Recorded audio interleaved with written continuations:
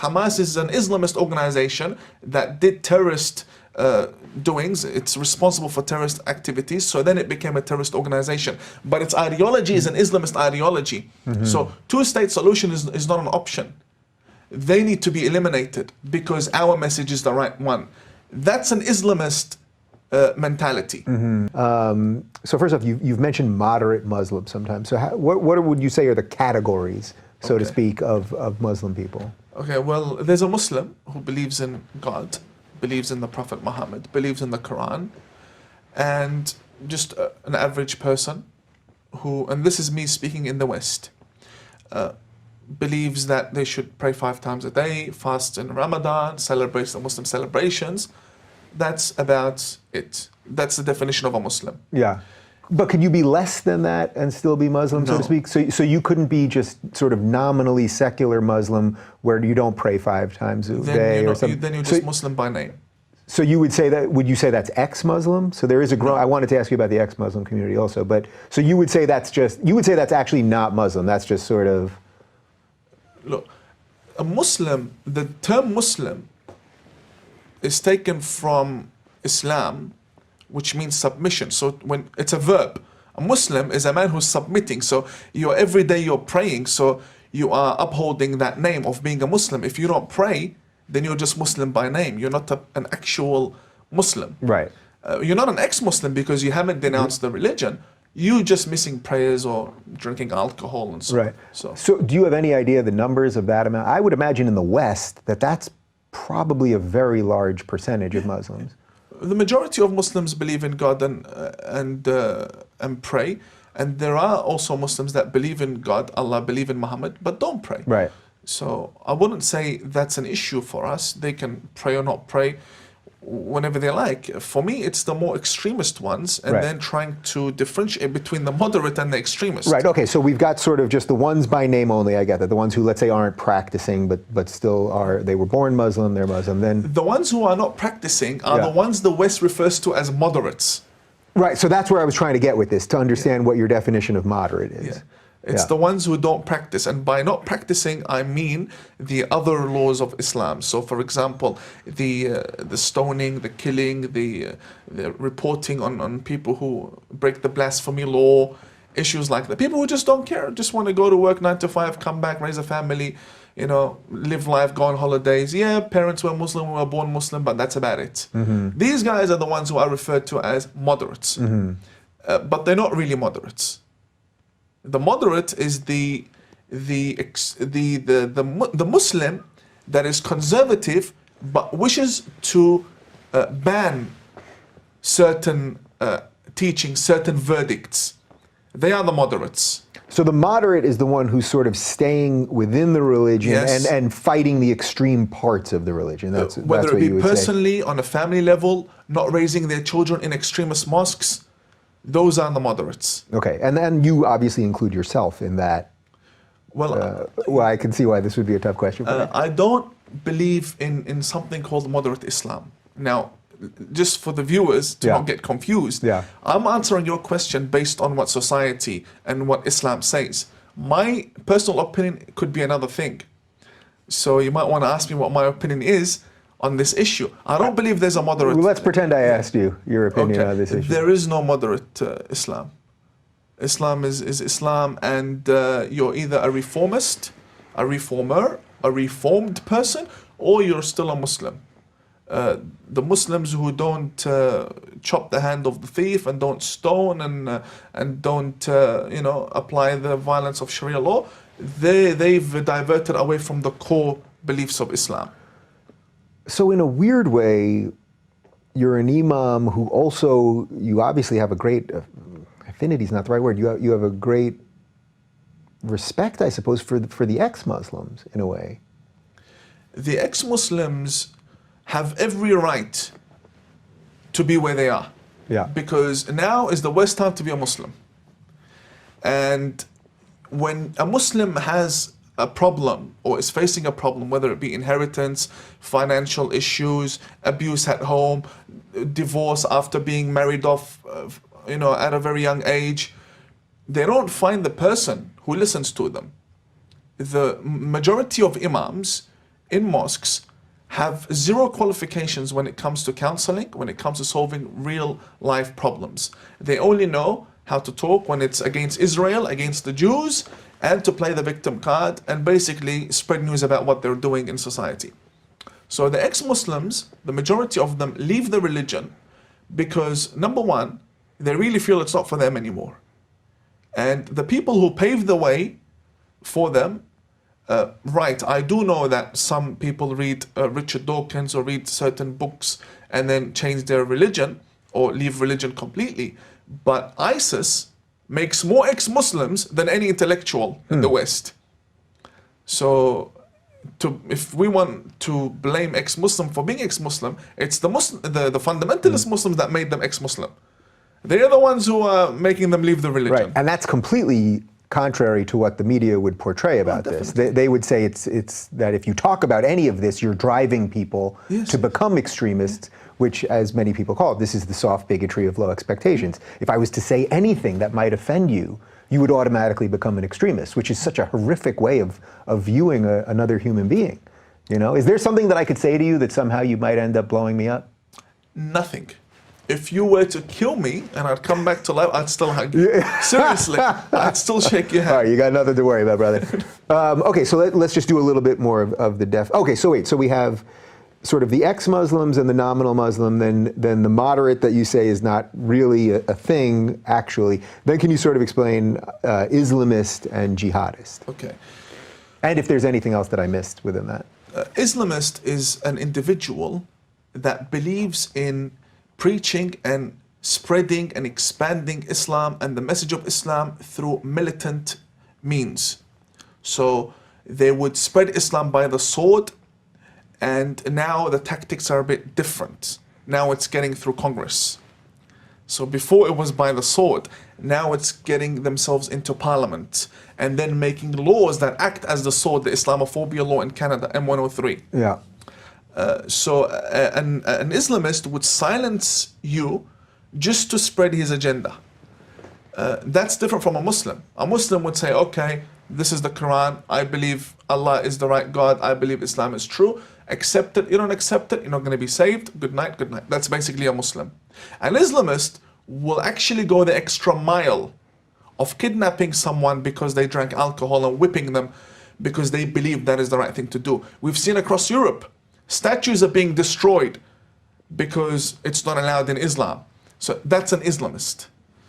An Islamist organization would be Hamas. Hamas is an Islamist organization that did terrorist doings. It's responsible for terrorist activities. So then it became a terrorist organization. But its ideology is an Islamist ideology. So two-state solution is not an option. They need to be eliminated because our message is the right one. That's an Islamist mentality. Now, the other person or the other group of people would be the fundamentalists. A fundamentalist Muslim wants to preserve the message of Prophet Muhammad and live like Muhammad the same way he lived. So if the reports say Muhammad had short pants because his pants would stop to his ankle, they'd go to university, Harvard University, with their ankles sticking out. Right. So if there was no deodorant in Mecca, we're not going to use deodorant. If Muhammad never trimmed his beard with a blade, then we're not going to use a blade on ours. That's a fundamentalist. And these guys will always take the side of the Islamist rather than the moderate. And also moderate is just a politically created term. It's a political term to differentiate. But at the end of the day, I don't believe there's moderate. You're either Muslim or you're not, and then there are levels in faith as to how deep you are and how much into the religion you are. So where does the jihadist fit into that? Because I thought that was a little bit of your definition of a Islamist because of the use of violence. Okay. The Islamist isn't always a jihadist. An Islamist can be someone who believes in the ideology of spreading Islam by violence, who believes that's the right way, that's how religion should develop, but they don't actually go and fight. You know who these people are? The majority of the imams.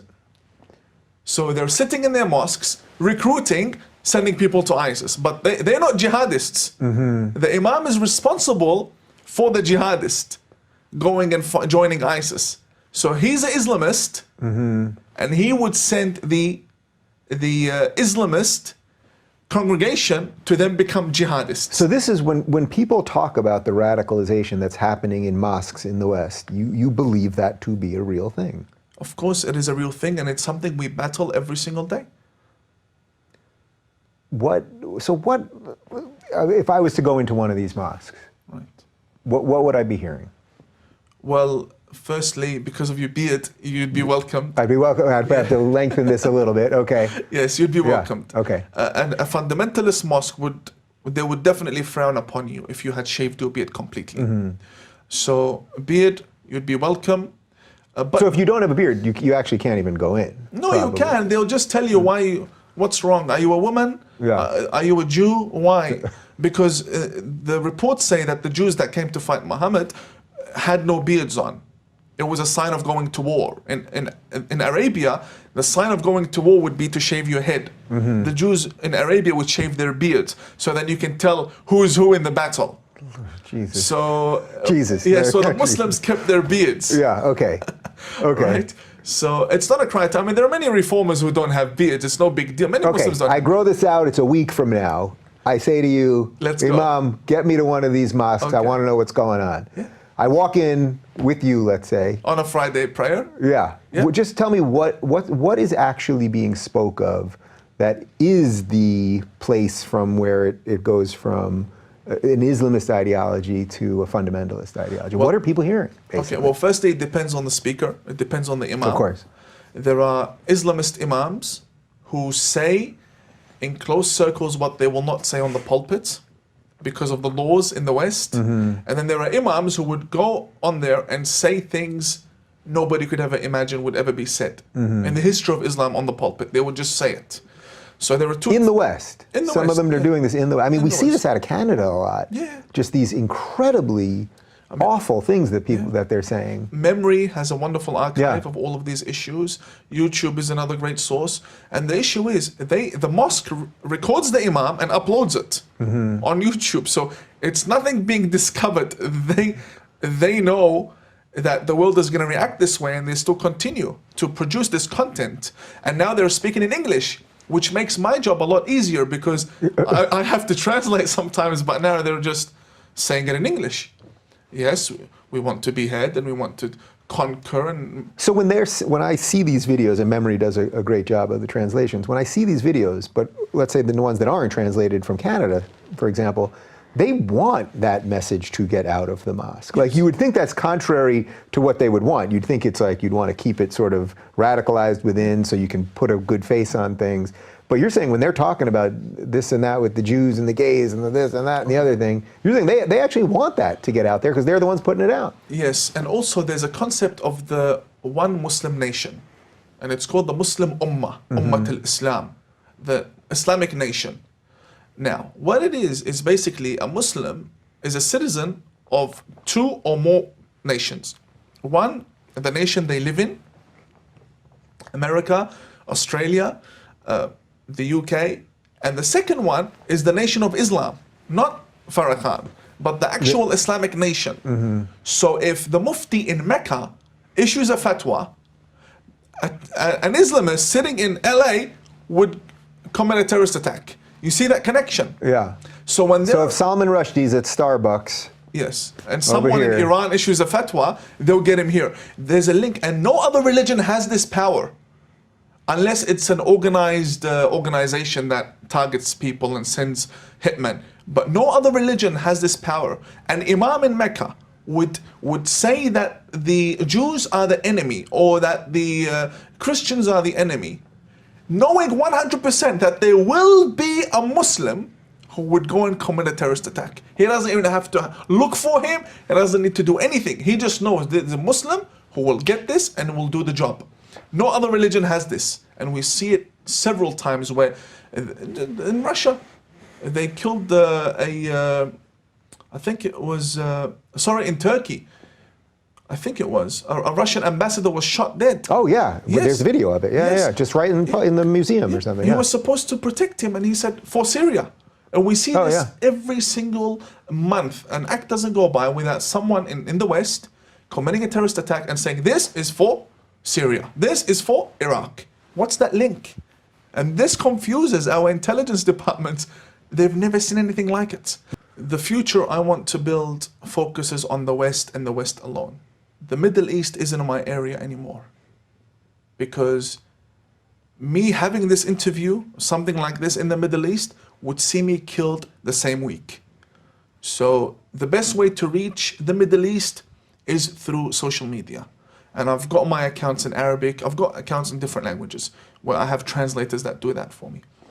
But my main vision and my effort and energy goes into the West. And I would like to see all Islamist, extremist centers shut down. The people who are fundamentalist and have been sponsored by terrorist organizations such as CARE to lose their positions in government. I would like to see an honorable leader of a country that cracks down on these extremists. On the other hand, I would like to see the so-called moderates or just the regular Muslims speaking out more, and their imams being more vocal against the extremists, and have this unity as a society. You could be Jewish, I could be Muslim, our friend could be Christian, and we could just sit down and have a meal together, shake hands, go to a match, watch a match together, watch a movie. No problem in that. Which people are doing every day in the West, Yes. by the way. We shouldn't forget that, right? Yes. It's like we are doing that. So after this interview, I go back to Australia and I go back into the Muslim community. I don't go back to meeting with Jews and Christians. I do that in my interfaith work. But I actually live amongst the Muslim community. So I would like to see that Muslim community embracing the larger community in the West. That's my vision, because then we can work on establishing peace and building better relations and basically uniting with the rest of the world against the extremists within our own religion. That's my vision. If that doesn't work out... I was going to say, we should have done this the other way, because now you're going to end up ending on the bad note. So I'll try to figure out a way to get us to some nice ending here. Yes. If that doesn't work out, then I believe we have to unite because there will always be Muslims who have conservative views. Do you know how many Muslims vote for Trump? Many. They fled from the rulers who Trump is now putting in line. So they would vote for Trump just for that very reason. That they know that their rulers back home can't start war with other countries who are allies with America. So many Muslims vote for Trump. Well, that also is the ultimate irony of the alliance with the left, because it's like you're taking a group of people who are inherently conservative, who hold conservative religious values, and then you're allying them with people that hold none of those values, and they're going, please join us for now. Yes. I think if my vision of the West doesn't end up being successful, then we need to unite as the revisionists, reformist Muslims who are completely against what's happening, unite with the Jews, with the Christians. Let's put far left, far right aside, and let's just speak as humans who are concerned about national security. We need to unite on a professional level. It's not enough to speak on YouTube and to tweet.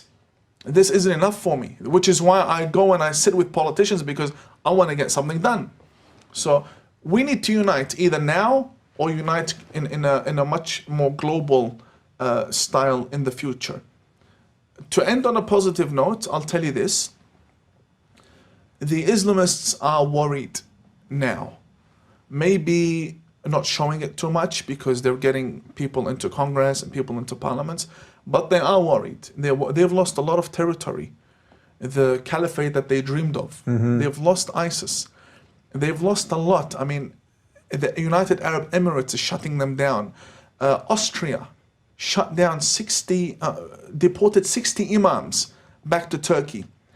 I mean, we are doing things that harm them and harm their agenda of death, basically.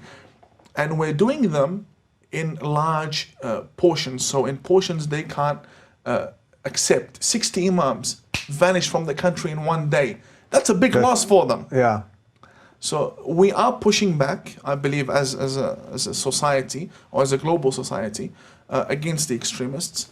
But I think it's a slow way to the finishing point, and we will win at the end of the day. I do know that eventually people will just get fed up with the extremists and unite with these reformists and just get them out of the society. I don't know how, maybe in 100 years, I don't know.